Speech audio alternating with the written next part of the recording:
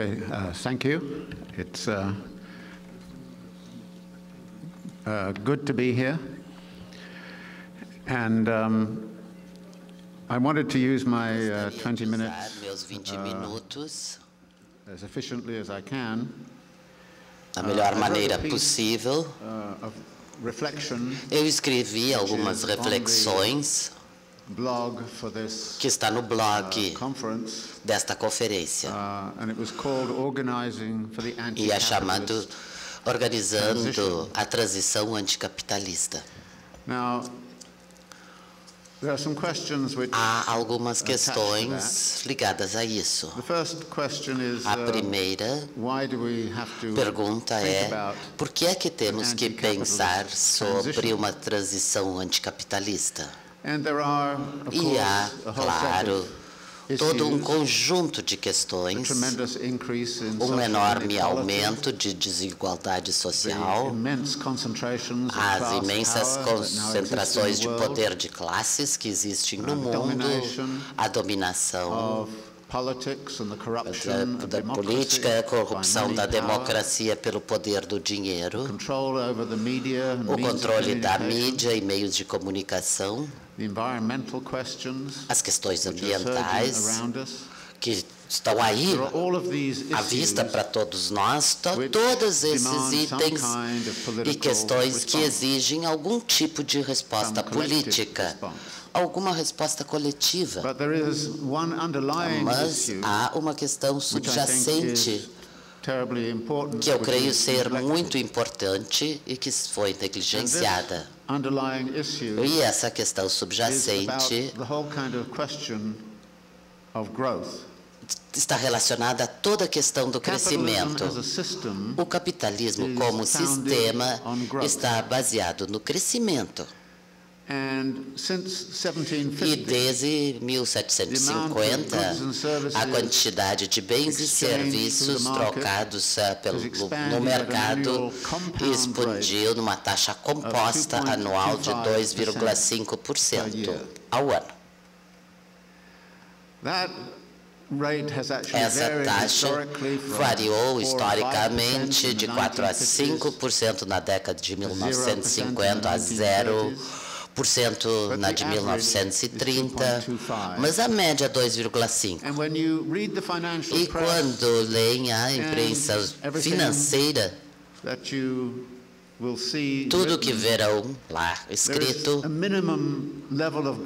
é que há um nível mínimo de crescimento considerado aceitável, que é de 3%. Se for menos de 3%, as pessoas se preocupam que a economia está estagnada, que haverá dificuldades.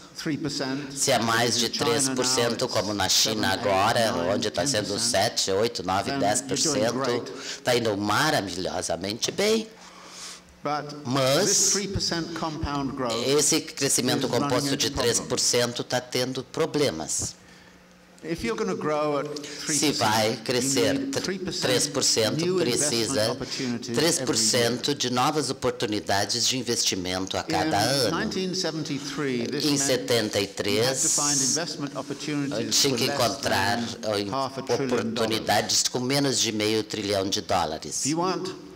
Se quer crescer em 3% agora, tem que encontrar novas oportunidades de investimentos com $1,2 trilhões. Em 2030, as oportunidades de investimentos necessitarão de $3 trilhões. Estão indo em direção a uma situação em que a quantia de novas oportunidades de investimento tem que crescer enormemente. E isso fica cada vez mais difícil de achar lugares para onde ir. Em termos físicos, em 1750, quando o capitalismo estava começando, o que acontecia em Manchester, Birmingham e outros lugares, 3% de crescimento composto para sempre. parecia bem. Mas agora estamos falando desse crescimento de 3% compostos e o que está acontecendo na China, no Extremo Oriente, no Sul e Sudeste Asiático, tudo que está acontecendo na Europa, no Japão, Estados Unidos, América do Norte, grande parte da América Latina, está falando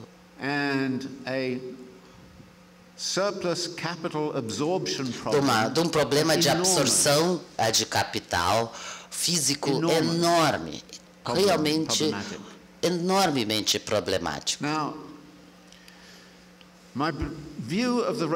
A minha visão da crise recente é que desde 1970 houve um grande problema de absorver o superávit. E muito não entrou na atividade produtiva de maneira alguma. Foi para formas fictícias de criação de riqueza. Foi investimento de ativos como propriedades, ações, commodities. E, na realidade, a crise que vimos nos últimos 30 anos, tudo estava centrado no sistema financeiro. Foi sobre a disjunção entre a quantidade de riqueza em papel que existe e a quantidade de valor real com o qual é possível construir. Acho que, de momento, estamos num momento em que o crescimento composto dessa quantia não é possível para sempre. Temos que achar alternativas ao capitalismo. As alternativas históricas foram socialismo e comunismo. O socialmente sempre esteve relacionado a administrar o capitalismo, que é mais igualitário, menos dramaticamente destrutivo em relação ao ambiente, às pessoas, mas não desafia a premissa básica do crescimento. Os governos sociodemocráticos da Europa, depois de 1945, cresceram em torno de 5%. Então, muito crescimento. A outra alternativa é o comunismo.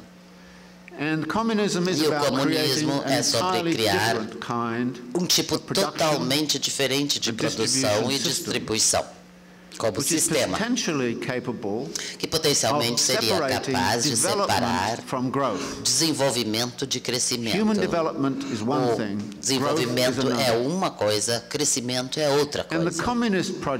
E o projeto comunista, a melhor das hipóteses, era tentar achar desenvolvimento e crescimento. Mas no grau em que falhou, à medida que falhou, em que não conseguiu atingir isso, nós devemos pensar até que ponto não apenas um outro mundo é possível, como o Fórum Social Mundial diz há 10 anos, mas até que ponto um outro tipo de comunismo é possível. Podemos reconstruir algo fundamentalmente diferente. Se for assim, de que maneira?